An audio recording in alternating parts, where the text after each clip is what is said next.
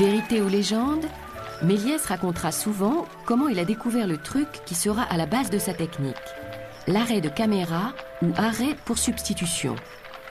Tout commence place de l'Opéra à Paris.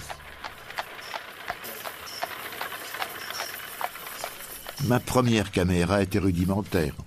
La pellicule se déchirait ou s'accrochait souvent et refusait d'avancer. Un jour où je filmais prosaïquement la place de l'Opéra, l'appareil se bloqua. Il me fallait une bonne minute pour libérer la pellicule et remettre la caméra en marche. Pendant cette minute, les passants, omnibus, voitures, avaient changé de place. En projetant la bande ressoudée au point où s'était produit la rupture, je vis subitement un omnibus Madeleine Bastille changé en corbillard, des hommes changés en femmes. Le truc par substitution, dit truc à arrêt, était trouvé. Escamotage d'une dame chez Robert Houdin, mon premier film à truc, était la reproduction exacte du truc fameux inventé par l'illusionniste Boîtier de Colta. Dans l'illusion de Colta, le magicien pose une chaise sur un journal et couvre d'un châle une femme assise sur la chaise. Après une formule magique, la femme et le châle disparaissent. Le journal est en réalité une feuille de caoutchouc fendue posée au-dessus d'une trappe. Une armature de fil de fer soutient le châle et lui donne la forme d'un corps. Le paillon de la chaise bascule, la femme passe à travers le journal dans la trappe et se laisse glisser sous le plancher. Le châle et l'armature métallique sont tirés en coulisses par un fil invisible. Le caoutchouc reprend sa forme initiale, il ne reste que la chaise. L'effet de cette expérience était considérable. Méliès comprend que l'arrêt de caméra peut remplacer la trappe de scène du théâtre d'illusion. Ici, Méliès tient le rôle du magicien. Il dissimule sous le châle la femme, interprétée par Jeanne d'Alcy. Méliès interrompt la prise de vue, exactement ici, le temps de faire sortir la femme de la scène, puis il reprend la prise. J'ajoutais même l'apparition d'un squelette à la place de la dame. Avec ce trucage, tout devenait enfantin et le public ne voyait que du feu. Le succès de ces films à trucs fut tel qu'en peu de temps, leur renommée devint mondiale et sans aucune publicité. Je me mis à exécuter dans le même ordre d'idées des sujets de plus en plus compliqués et fantastiques. Le studio permet à Méliès d'innover en matière de prise de vue et de trucage, avec la caméra verticale par exemple. Il fixe la caméra sur l'une des passerelles métalliques du cintre qui surplombe la scène, en plongée sur le décor posé à plat sur le sol du studio. Le personnage qui évolue sur le décor horizontal semble ainsi capable d'acrobaties invraisemblables.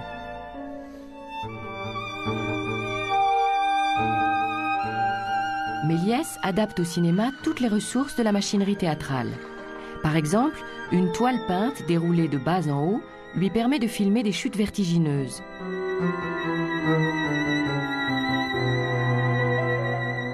Ces images ont été tournées en 1906 en surimpression sur un déroulant vertical pour un spectacle du Châtelet à Paris, Les 400 coups du diable. Méliès exécutera ainsi des tableaux irréalisables sur la scène d'un théâtre qui seront ensuite insérés sur grand écran dans des féeries et des revues. C'est le cas par exemple du raid Paris-Monte-Carlo en 2 heures, réalisé à Montreuil pour un spectacle des Folies Bergères. J'ai créé cette branche spéciale des vues cinématographiques qui sortent de l'ordinaire. Mes clients les appelaient « vues à transformation », il serait plus exact de dire « vues fantastiques ». Ces vues comportaient toute une série de procédés dont l'ensemble ne peut porter un autre nom que celui de trucage. Comme on l'a vu, j'avais trouvé par hasard le truc par arrêt de caméra qui permet toutes les substitutions. Pour exécuter ce trucage, on arrête la caméra au moment où doit se produire l'apparition ou la disparition d'un personnage.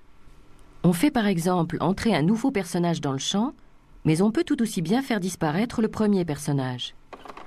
La prise de vue reprend, et voici le résultat à la projection. Une apparition subite.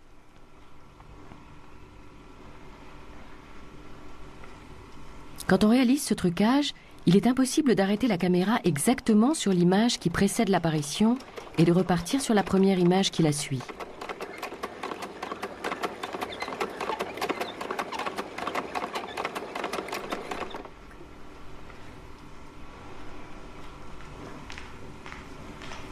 Pour que le trucage soit réussi, c'est-à-dire pour qu'il passe inaperçu, il faut bien prendre soin de raccorder les deux prises à l'image près.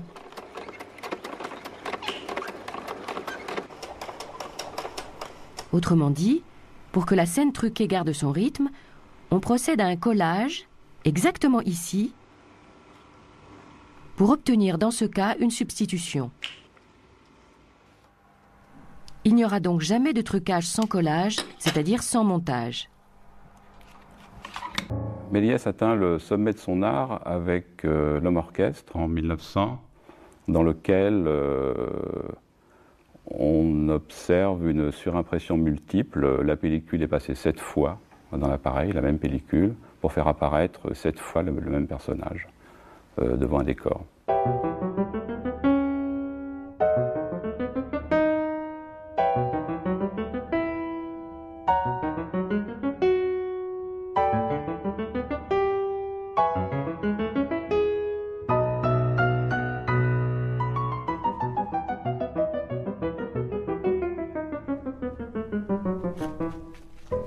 Dans Le Mélomane, le plus célèbre de ses films à trucs, Méliès se souvient sans doute des plaques photographiques animées de la Biophantic Lantern de John Rudge, où un homme joue avec sa tête.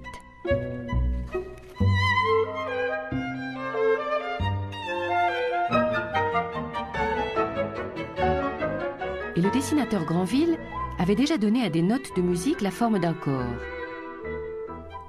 Par une savante alchimie, Méliès va mêler ces deux visions pour composer un numéro d'une virtuosité étourdissante. Sur un fond noir, 5 fils télégraphiques traversent le haut de l'image. Un professeur de chant, joué par Méliès, lance une énorme clé de sol sur les fils où elle reste accrochée.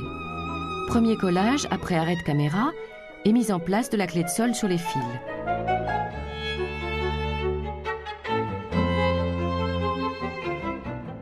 Puis le professeur dessine une note de musique à laquelle il donne 2 yeux, un nez et une bouche, en nous indiquant qu'il vient de dessiner sa propre tête. Il lance sa baguette sur les fils pour en faire une barre de mesure. Nouveau collage. Ici commence l'art éblouissant de Méliès. Le mélomane se place de face sous les fils, prend sa tête dans ses mains et commence à l'arracher de ses épaules. Un collage, ici curieusement en bas de l'image, signale un trucage. Méliès tient maintenant une tête postiche en carton-pâte, en ayant pris soin de recouvrir sa propre tête d'une cagoule noire qui se confond avec le fond noir du décor. Le collage permet donc à Méliès de lancer la tête en carton vers la portée. Lorsque cette tête postiche rencontre le fil télégraphique qui doit la recevoir, un autre collage fait apparaître la véritable tête de Méliès. Sur un fond entièrement noir, Méliès est monté sur un praticable noir revêtu d'une cape noire. Sa tête peut alors remplacer en surimpression la tête de carton. La tête reste sur le fil, tandis qu'une nouvelle tête repousse sur les épaules de Méliès. Nouveau collage pour raccorder les images après qu'il a ôté sa cagoule noire. Méliès effectue un pas vers la droite en observant avec attention les repères tracés au sol, et la même opération se reproduit pour les notes suivantes.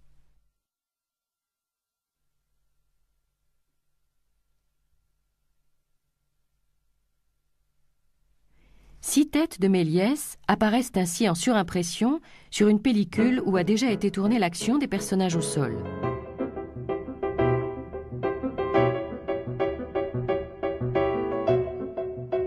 Pendant toute la durée où les 6 notes sont présentes, la pellicule a donc été passée 7 fois dans la caméra.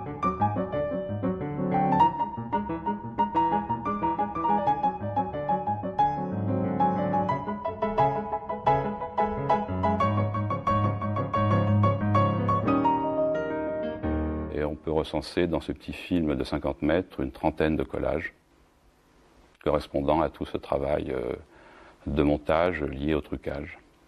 Un film comme celui-ci demandait des repérages extrêmement précis, et quand on pense au type de caméra archaïque de l'époque, c'est absolument extraordinaire. Et donc Méliès s'arrangeait pour prendre ses repères au tour de manivelle. Il rebobinait la pellicule et il comptait les tours de manivelle pour exactement savoir où il se plaçait. Et faire ça 7 fois, c'est vraiment extraordinaire.